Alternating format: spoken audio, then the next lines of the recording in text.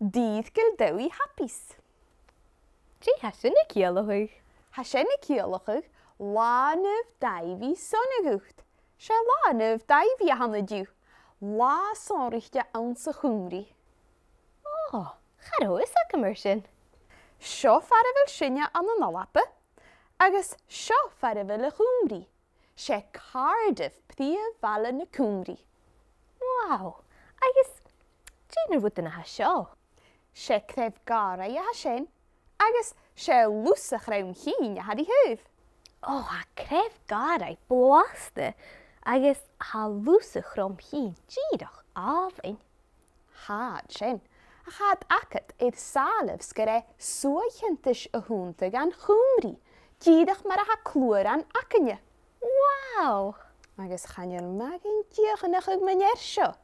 Se suaicheantas mar gan Chuimrigh a hon sa dràgon cúteach. Dydd Gŵyl Dewi Hapus. Dydd Gŵyl Dewi Hapus!